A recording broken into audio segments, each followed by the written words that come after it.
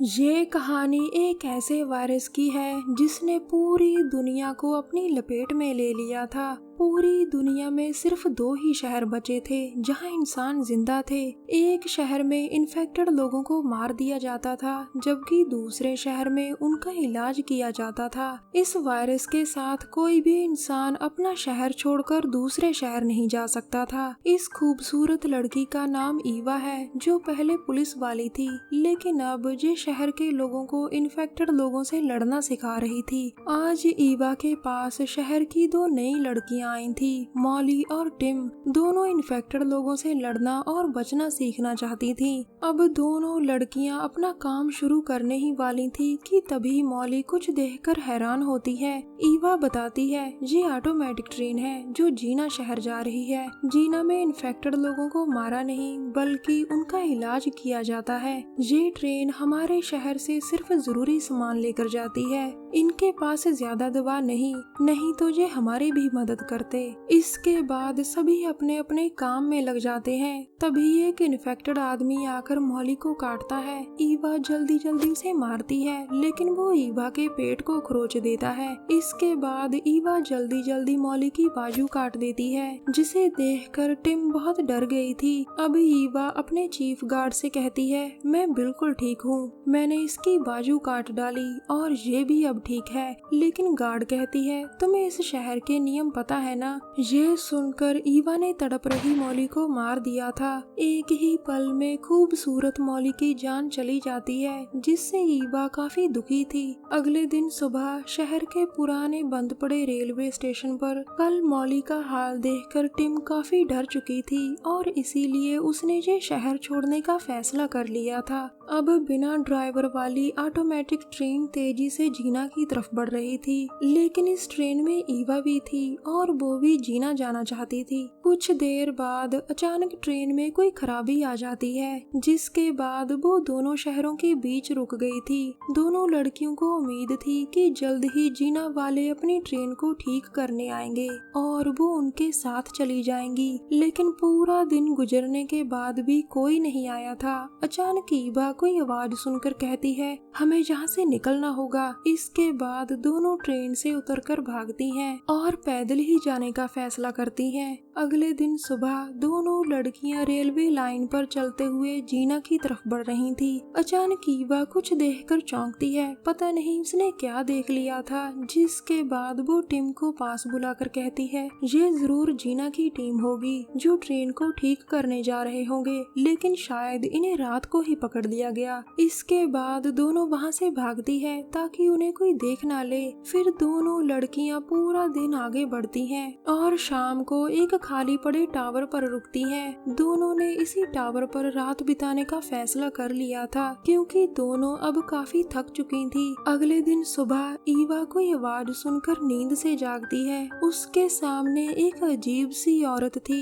जिसे देखकर वो टिम से कहती है लगता है जैसे इसके चेहरे पर कोई चीज पैदा हो रही है। इसके बाद टिम उसे पास आता देखकर डर गई थी और औरत को उनका पता चल जाता है। वो अब भागकर उनकी तरफ आ ही रही थी कि तभी ईवा किसी तरह उसे बेहोश कर देती है। अब दोनों लड़कियां फिर से आगे बढ़ रही थी, लेकिन ईवा की तबीयत ठीक नहीं थी। कुछ देर बाद दोनों लड़कियां एक वीरान पड़े कस्बे में पहुंच जाती हैं, जहां पहुंचकर वो पहले अपना पेट भरती हैं और उसके बाद आसपास देखती है कि शायद कहीं कोई इंसान बचा हो, लेकिन यहाँ कोई नहीं था और पूरा कस्बा खाली था। अचानक ईवा की तबीयत इस बार और भी खराब होने लगती है। टिम भागकर उसके पास आती है और उसे शांत करने के लिए उसे मारती है, लेकिन ईवा अब काफी बदल चुकी थी और कहती है अब हमारे रास्ते अलग अलग हैं। ये कहकर इन्फेक्टेड ईवा वहाँ से चली जाती है। अब टिम ने भी अकेले ही अपना सफर शुरू कर दिया था।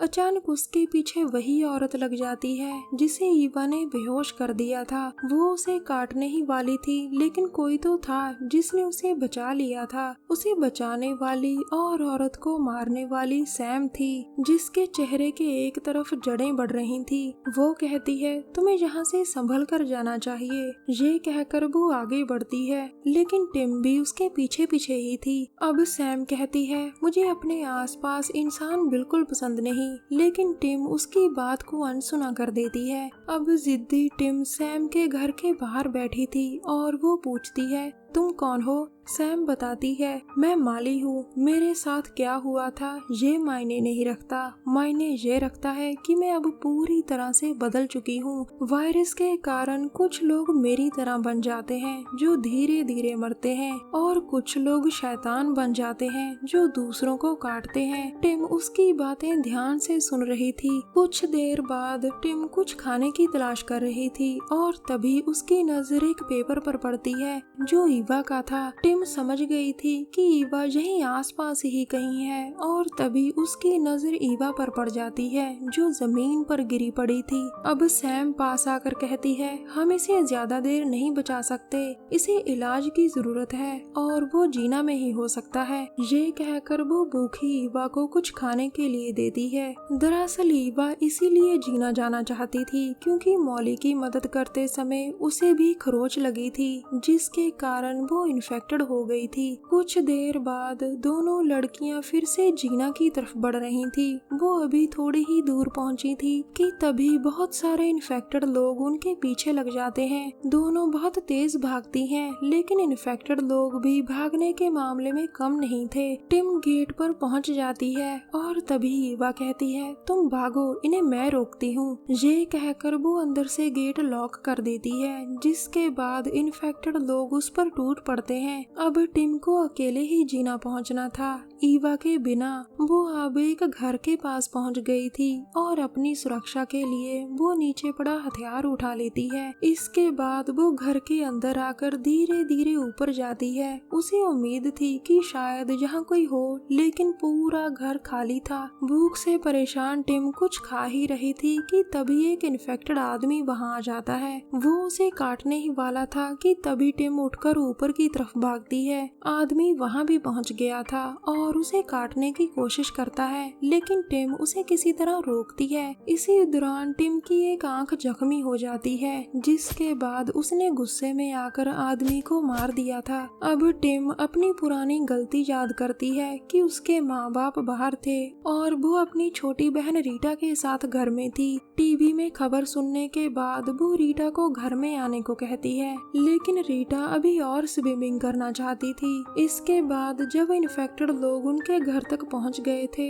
तो वो अपनी बहन को अकेला छोड़कर घर की छत पर चढ़ गई थी। आज भी वो डरकर छत पर चढ़ गई थी जहां वो जख्मी हो जाती है। दरअसल टिम अपने शहर से इसीलिए भागी थी ताकि बाहर जाकर अपनी बहन रीटा को ढूंढ सके। उसे पूरी उम्मीद थी कि वो जीना में होगी या फिर वो उसे ढूंढकर जीना ले जाएगी। कुछ देर बाद टिम फिर से आगे बढ़ रही थी और तभी वो कुछ देखकर रुक जाती है। फिर वो कहती है, मुझे माफ करना बहन, मैं उस दिन डर गई थी, इसीलिए तुम्हें अकेला छोड़कर छत पर चढ़ गई।